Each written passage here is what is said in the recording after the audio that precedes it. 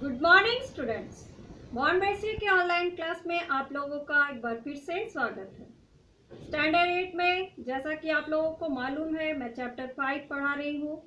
तो आज आप लोग उसके आगे पढ़ने के लिए अपने अपने बुक को ओपन कीजिए और पेज नंबर आप लोग ओपन करेंगे 28। इसका फर्स्ट पैरा मैंने आप लोगों को कल पढ़ा दिया था। आज चलिए हम लोग देखते हैं उससे आगे क्या है आप लोगों के लिए। तो आज हम लोग पढ़ेंगे पेज नंबर 28। इसमें सेकंड पैरा आज मैं आप लोगों को बता रही हूँ। इसमें लेखक अपने बारे में लिखते हैं, यानी प्रेमचंद। मेरा जी पढ़ने में बिल्कुल न लगता था। 1 घंटा भी किताब लेकर बैठना पहाड़ था। मौका पाते ही हॉस्टल से निकलकर मैदान में आ जाता और कभी कंकरियां यानी पत्थर उछालता, कभी कागज की तितलियां उड़ाता और कहीं कोई साथी मिल गया तो पूछना ही क्या। यानी लेखक स्वयं अपने बारे में बता रहे हैं कि उनका पढ़ने में बिल्कुल भी मन नहीं लगता था। ज़्यादातर समय वो अपना खेलने कूदने में गुजारते थे। कभी 4 दीवारी पर चढ़कर नीचे कूद रहे हैं, कभी फाटक पर सवार उसे आगे पीछे चलाते हुए मोटर कार का आनंद उठा रहे हैं। लेकिन कमरे में आते ही भाई साहब का वह रौद्र रूप यानी भयानक देखकर प्राण सूख जाते। उनका पहला सवाल होता, कहाँ थे? हमेशा यही सवाल इसी ध्वनि में यानी इसी आवाज में पूछा जाता था और इसका जवाब मेरे पास केवल मौन था। यानी लेखक चुप रहते थे, कुछ भी उनकी बोलने की हिम्मत नहीं होती थी, क्योंकि वो जानते थे कि वो गलत है। न जाने मुंह से यह बात क्यों न निकलती कि जरा बाहर खेल रहा था। मेरा मौन कह देता था कि मुझे अपना अपराध स्वीकार है और भाई साहब के लिए इसके सिवा और कोई इलाज न था कि रोष यानी गुस्से से मिले हुए शब्दों में मेरा सत्कार करें, यानी उनका आदर करें। वो आदर कैसे कर सकते थे? क्योंकि लेखक हमेशा अपना समय खेल कर बिता रहे थे और उनके बड़े भाई साहब हमेशा पढ़ते रहते थे।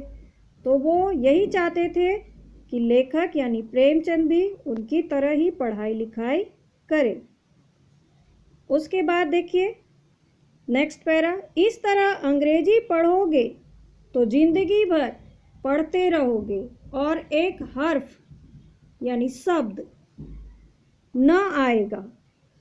अब वो अपने छोटे भाई को नसीहत देते हुए क्या कहते हैं कि इस तरह से अगर अंग्रेजी पढ़ोगे तो अंग्रेजी का एक शब्द भी जिंदगी भर पढ़ते हुए नहीं सीख पाओगे।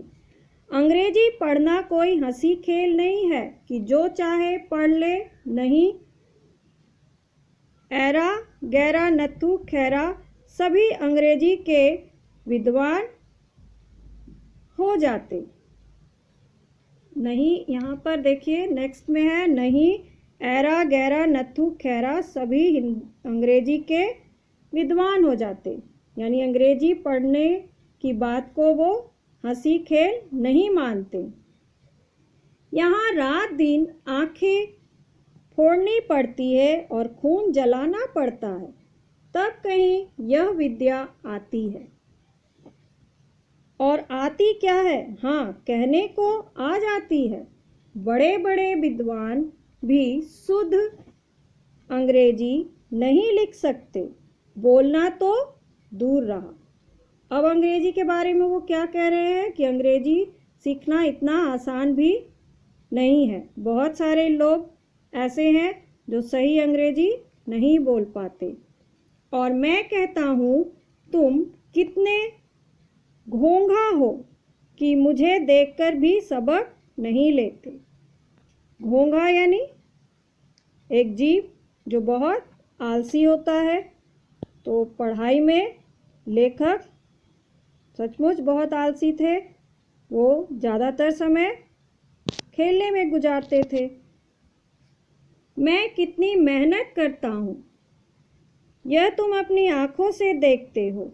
अगर नहीं देखते तो यह तुम्हारी आँखों का कसूर है, तुम्हारी बुद्धि का कसूर है। इतने मेले तमाशे होते हैं, मुझे तुमने कभी देखने जाते देखा है? तो वो अब क्या कह रहे हैं कि देखो मैं कितना पढ़ाई करता हूँ, कितने खेल तमाशे मेले लगते हैं, पर मैं कभी भी उन सबको देखने नहीं जाता।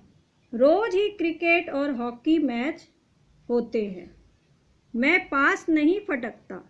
हमेशा पढ़ता रहा हूँ, उस पर भी एक एक दर्जे में 2-2, 3-3 साल पढ़ा रहता हूँ। फिर तुम कैसे आशा करते हो कि तुम यूं खेल कूद के वक्त गवाकर पास हो जाओगे? मुझे तो 2 ही 3 साल लगते हैं। तुम उम्र भर इसी दर्जे में पड़े सड़ते रहोगे। मगर तुम्हें इस तरह उम्र गंवानी है तो बेहतर है घर चले जाओ और मज़े से गुल्ली डंडा खेलो। दादा की गाढ़ी कमाई के रुपये क्यों बर्बाद करते हो? तो इसमें क्या बताया गया है कि वो अपना सारा गुस्सा लेखक के ऊपर उतार देते हैं। वह उनसे कहते हैं कि तुमने मुझे कभी देखा है कि मैं खेलता हूँ बाहर जाकर? वैसे तो बहुत सारे लोग खेलते रहते हैं, मैं पास में कभी फटकता भी नहीं, हमेशा पढ़ता रहता हूँ। और तुम ये आशा करते हो कि यूँ दिन भर खेलकर तुम पास हो जाओगे। मुझे देखो, मैं इतना पढ़ता हूँ, फिर भी 2-2 साल 3-3 साल एक ही क्लास में पढ़ा रहता हूँ। तो आज आप लोगों को मैं यहीं तक बता रही हूँ। इसके आगे हम लोग नेक्स्ट डे पढ़ेंगे। तब तक के लिए आप लोगों का होमवर्क रिवाइज शब्दार्थ ऑफ चैप्टर 5। Thank you.